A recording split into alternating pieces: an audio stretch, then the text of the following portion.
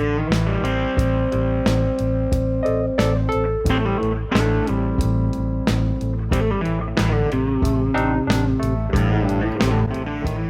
YouTube. Okay, for the first ever video, I'm going to show you the technique I've created for restoring a wheel. This is a alloy wheel Wyman made in Belgium off of the 1973 Cool Lemon Super Sport, Schwinn Super Sport.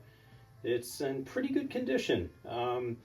Few tiny dings, but nothing that's distorted the rim, so worth putting some time in to get this rim back.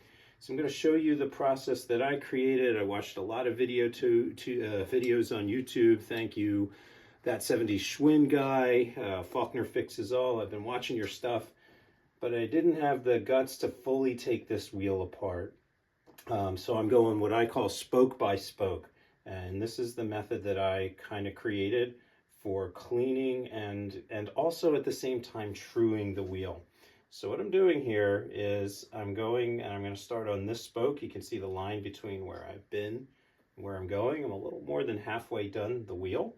And I just start by picking that next spoke in line, and I take the nipple off from the back here with a screwdriver. And it's pretty easy to do. I've already cleaned this wheel once, degreased it, and spent a lot of time with the wire brush on the track here because there was an old gum wall tire completely falling apart, and it left residue inside the track. And that's not good because that is going to be a problem when we go to put a nice new tire on this rim. It's gonna get the bead to hang up. So there's the nipple, and the spoke comes out like that. And then what I've been doing is I've been kind of following the architecture of the wheel to get this spoke to a place, which sort of means weaving it, pretty flexible actually, weaving it through until it's free, like that. You usually have to go past two spokes. Now the advantage of doing this one spoke at a time, for me, is that there's no danger that I'm going to screw up the lacing pattern of this wheel here. Yeah, that happens. You got to watch that. And you can get at it. A little bit of polish, not too much. This is Mother's Mag and Chrome. I really like this polish. It cuts just right. If it's heavy like it was around this spoke, if the oxidation and sort of scraping is heavy, I do hit it with a little bit of steel wool. This is the 40 grade ultra fine. It works really well to put a shine in there. You can kind of see that shine, and it's coming out hopefully. And most importantly, as I'm doing this, I'm also making sure that the brake tracks along the edges of the rim are also good, and I'm hitting the inside too. Again, taking advantage of that spoke and nipple being out to really get in there and make the inside of this wheel as good as it was when it rolled off that factory in Belgium. 1973 this was. It's only 4 years newer than me. Then, while the spoke is loose, I've been hitting just a tiny dab of polish on here. What I found for these are not stainless steel spokes. I think it's zinc plated steel. I've been finding that I need to hit it with a little bit of sandpaper. That is what removes that oxidation along with the polish. That really helps, and as the spoke is out like this, it's much easier to do. You can do it pretty quick, and so I'll show you in a minute. You can also get up into sort of the innards of the hub. Now I know the right way to do this is probably to take all the spokes off and set up sort of an assembly line process. I've seen videos with guys hitting the spokes on wheels, which I don't have.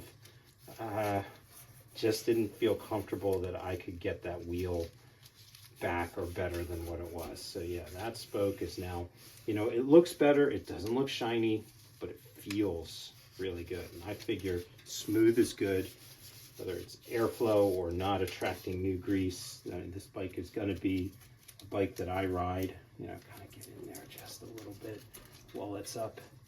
Get that edge in there and come back. Then clean up. Make sure the stand doesn't get hung up. And that spoke, I can also check it for any issues while I'm doing this. I can check it for any bends. Haven't really found any problems. Then, because it's one at a time, it's really easy. So this spoke, I just look at its next neighbor here, which is going over and then under. And so we want to go over and then under, and then weave it back through. And then what I've been doing is using Park Tool anti-seize rather than grease on the nipple, because I figure you want just that little tiny bit of grit, tiny little bit, as I put this back in. And by hand, careful with the threads. When you're doing it by hand, you can really feel if you're doing something not nice to the threads there. Get that up. Comes together very nice. I'm checking again, over, under, over, under, over, under, where I was before. Yeah. So I do that by hand until I get down into the crook. Then I get the screwdriver, flathead screwdriver. And one of the other nice things about doing it this way is I've been able to get a kind of a consistent tension. I just kind of go to where, just about like that, where the screwdriver wants to slip a little bit. And that is what I've been doing to kind of, this is a clean rag here, just to make sure I stay honest. And then I'm kind of truing as I go. We need these so that I can see if the wheel is doing any weird stuff or not. And yeah, and actually I think the guy that I just did needs a hair more tension. Yeah, we'll put a touch of tension on that one too, but very little, very little.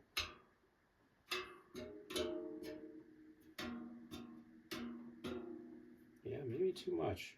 Yep. Back that off, actually. Came in a little hot on that one. And as I'm going around, I'm not saying I'm truing the wheel, but I'm kind of establishing a consistent, because these spokes, some were loose as a goose and others were really tight, bar tight. I'm trying to just get this wheel in a happy place for now. And then I will, of course, do some additional truing. So that is my process. I do a couple spokes here and there when I have a minute. You know, you sneak down here for 5 or 10 minutes, you knock out a spoke or two. Because if you were to do, it takes about 5 minutes a spoke, that's 3 hours to do a wheel if you just work continuously. And I don't think I'd enjoy that for 3 straight hours. So instead, it's kind of like a nice therapeutic little thing. Sometimes you find yourself on about spoke number 5 and you realize you've been kind of in that Zen place. It's all good. So that is my one spoke at a time wheel clean and restoration approach. Next video will be when I round the corner. I only have about that much left to do. And I'm going to give the wheel a final true. We're going to put a brand new tube and tire into this wheel. And we also have to repack the bearings. So that is where we're at. These were in pretty good shape. I didn't do it before because there was no play, no movement. So somebody been into this wheel, I think, at some point. Otherwise, I would have repacked the bearings before I did this if there was any slop at all or any grinding, which there's not. But we're going to do that in the next video. So thanks for watching, and I hope this was helpful for someone. Fix my touch,